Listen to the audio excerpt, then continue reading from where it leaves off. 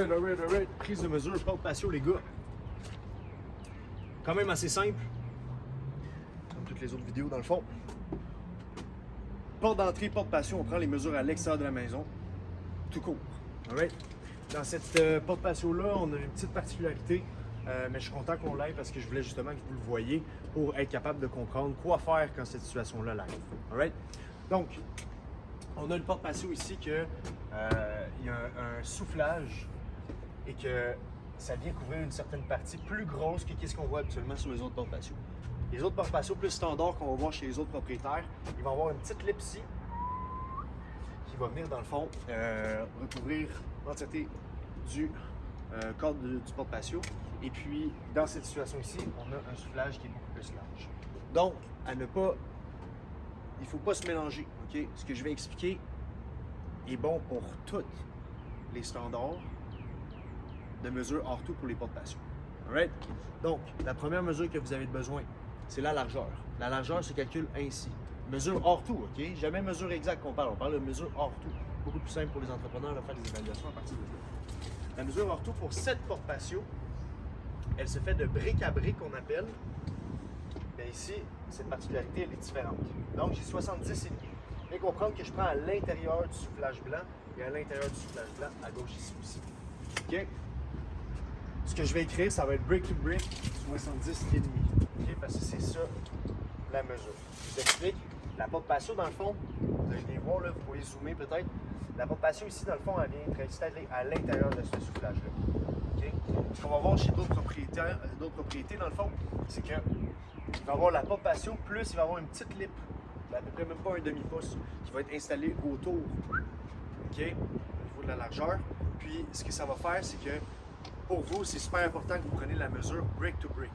Donc, habituellement, autre que cette particularité à cette maison-ci, la brique, elle serait venue jusqu'ici. Donc, vous prenez à l'extérieur de la petite lip, vous accrochez votre ruban ici et vous allez jusqu'à l'autre extérieur de la petite lip, de l'autre côté de la largeur de la porte patio. Alright? Ça, c'est mesure numéro 1. Dès que cette mesure-là elle est prise au niveau de la largeur, sweet. Idéalement, tu veux le prendre au niveau du centre, un peu au niveau du centre, au niveau de la porte patio. La deuxième mesure, elle est prise au niveau de la porte, de l'ouverture que les propriétaires utilisent le plus. Donc, je sors dehors, je réalise que c'est cette porte patio-là que le propriétaire il sort. Si jamais il y a une double, fine, demandez-leur laquelle qui sort le plus souvent, peu importe. Fait qu'ils sortent par ici. Ce que je viens faire dans le fond, c'est prendre la mesure au niveau du centre de la porte patio. Alright? Donc, cette mesure ici vient être au bas du seuil. Fait que tu viens coincer ton ruban au bas du seuil de la porte patio et tu viens mesurer au haut où est-ce que le phare ici, dans le fond, on est à du 81,5 qui est standard ici. Alright? Donc j'ai déjà ma mesure, largeur, hauteur et c'est les seules mesures que vous prenez. Une fois que les mesures sont faites et sont inscrites sur la feuille de prise de mesure de Renault Connect, il y a certains éléments que vous devez mentionner. La première des choses, c'est de savoir le propriétaire veut quelle couleur à l'extérieur. S'il veut blanc, c'est standard, vous marquez blanc. S'il veut une certaine couleur autre que blanc, vous devez le marquer parce qu'il y a une différence au niveau du prix pour les évaluateurs dans les autres compagnies. Ça, c'est la première des choses, la couleur. La deuxième des choses, okay, c'est au niveau de la sécurité. Oui, les poignées viennent avec des serrures, mais le client, selon son expérience de vie, peu importe, j'en ai vu tout plein qui voulaient des choses différentes, il peut rajouter une barre de sécurité qui vient s'ouvrir à partir de l'intérieur et fermer la nuit, on va dire, quand le client il veut, ça se fait manuellement. OK? Vous avez sûrement déjà vu ça, 100%. Et puis, ce qui est plus tendance, plus moderne aujourd'hui, c'est le coup de pied, la barrure, dans le fond, au niveau du coup de pied en bas.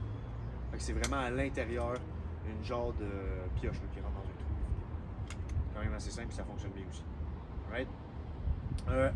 On n'a pas besoin de prendre de mesure de largeur ici.